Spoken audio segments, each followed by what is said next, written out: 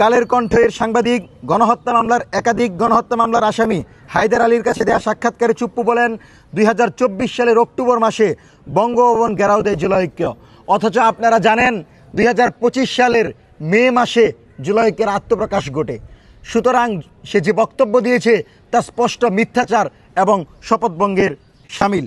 এভাবেই ক্রমাগত মিথ্যা এবং উদ্দেশ্যপ্রণোদিতভাবে দেশবিরোধী বক্তব্য দিয়ে যাচ্ছে, জুলাই বিরোধী বক্তব্য দিয়ে যাচ্ছে এই শাহাবুদ্দিন চুপ্পু। প্রিয় সাংবাদিক বন্ধুগণ, জুলাইক্য মনে করে যে সংসদ শহীদের রক্তকে মারিয়ে রাজনৈতিক দলগুলো বসেছে, সেই সংসদে হাসিনার নিয়োগকৃত গণহত্যার পৃষ্ঠপোষক রাষ্ট্রপতি শাহাবুদ্দিন চুপ্পু থাকতে পারে না। সেজন্য তার এই ভাষণ দেওয়াকে কেন্দ্র করে এবং তাকে সংসদে নেওয়ার জন্য আমরা তীব্র নিন্দা এবং প্রতিবাদ জানাচ্ছি। গণ অভ্যুত্থানের চেতনাকে ধারণ করে জুলাইক্য মনে করে রাষ্ট্রপতি শাহাবুদ্দিন চুপ্পুকে ভাষণ দেওয়ার সুযোগ করে দিয়ে সরকারি দল জাতীয়তাবাদী দল বিএনপি, প্রয়াত বেগম জিয়ার দল বিএনপি জুলাইয়ের শহীদদের সাথে গাদ্দারি করেছে। ২০০৬ সাল থেকে ২৪ সালে ৫ই আগস্ট পর্যন্ত দীর্ঘ সময়ে গুম খুনের শিকার রাজনৈতিক নেতাকর্মীদের আত্মত্যাগ ও রক্তদানের সাথে গাদ্দারি করেছে শহীদ প্রেসিডেন্ট জিয়াউর রহমানের দল বিএনপি। সরকারি দল দায়িত্ব গ্রহণের পর থেকে একের পর এক জুলাইয়ের আকাঙ্ক্ষাকে বৃদ্ধাঙ্গুলি দেখাচ্ছে। প্রিয় সাংবাদিক বন্ধুগণ, ত্রয়োদশ জাতীয় সংসদ নির্বাচনের পর দুটি শপথ নেওয়ার জন্য সরকারি দল এবং বিরোধী দলকে চিঠি দেওয়া হয়, কিন্তু একটি শপথ নিলেও জুলাই সংস্কার পরিষদের শপথ নেয়নি বিএনপি, যা স্পষ্টতই জুলাইয়ের ১৪০০ শহীদ এবং হাজার হাজার পঙ্গুত্ব বরণকারী ভাইদের সাথে গাদ্দারি এবং মুনাফিকি। আমরা দেখতে পাচ্ছি যে ছাত্র জনতার এই নতুন সংসদে আমরা চেয়েছিলাম শাহাবুদ্দিন চুপ্পুকে অভিশংসন করা হোক, কিন্তু সেটা করা হয় নাই। সেজন্য আমরা এটি নিন্দা জানাই।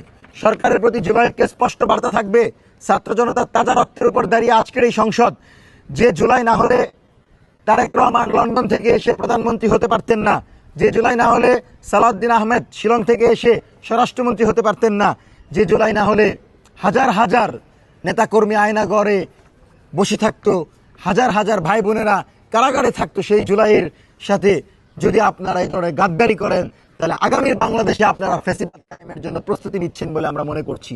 এবং আমাদের স্পষ্ট বার্তা, বাংলাদেশের সকল জনগণ একটি বার্তা জানিয়ে দিয়েছে যে জুলাইয়ের যে সনদ হয়েছে সেই সনদের আলোকে বাংলাদেশে আগামীর বাংলাদেশ বিনির্মাণ হবে। এবং আমরা ৭২-এর সংবিধানকে ছুঁড়ে ফেলতে চাই। যেই খালেদা জিয়া বলেছিলেন যেদিন জনগণের সরকার আসবে সেদিন আমরা ৭২-এর সংবিধানকে ছুঁড়ে ফেলবো। আজকে সেই খালেদা জিয়ার চেয়ে প্রো বিএনপি তৈরি হচ্ছে। আপনাদের জন্য ধিক্কার। আপনারা দিল্লির সাথে প্রেম করতে পারেন না। দিল্লি আপনাদেরকে, তারেক রহমানকে, খালেদা জিয়াকে ক্রমাগত যে চরিত্র হনন করে আওয়ামী লীগকে ফ্যাসিবাদী কাঠামো তৈরি করতে পৃষ্ঠপোষকতা করেছিল, সেই দিল্লির আর আওয়ামী লীগের এক্সটেনশন এলিমেন্টস শাহাবুদ্দিন চুপ্পুকে রেখে বাংলাদেশকে শহীদ জিয়ার পথে পরিচালনা করা যাবে না, যাবে না, যাবে না। সেজন্য অতি দ্রুত পরবর্তী সংসদে রেখে দ্রুত সময়ের ভিতরে অভিশংসন করতে হবে। নতুন সরকারে মনে রাখতে হবে, শেখ হাসিনার সংসদ ও মসনদ উল্টে দিতে ছাত্র জনতার একদিন সময়ও লাগে নাই। মাত্র কয়েক ঘন্টার মধ্যে জনতা সংসদে ঢুকে যায় এবং সেই সংসদ দখল নেই।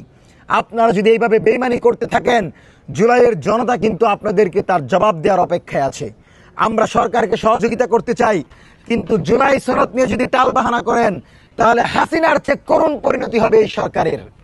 সেজন্য জুলাই সনদের ব্যাপারে জনগণের রায়, জনরায়ের ব্যাপারে আপনারা দয়া করে কোনো টালবাহানা করবেন না। দ্রুত সময়ের ভিতর সংস্কার পরিষদের শপথ নেন।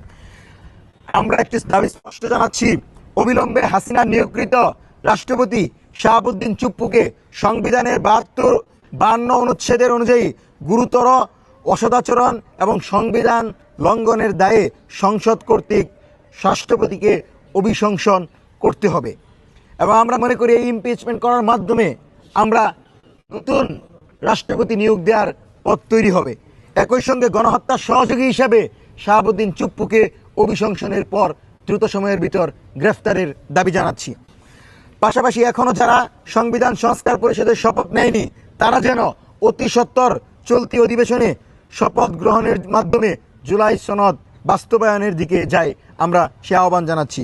অন্যথায় বাংলাদেশের আপামর ছাত্র জনতাকে নিয়ে আমরা কঠোর আন্দোলনের দিকে যাব বলে ঘোষণা করছি।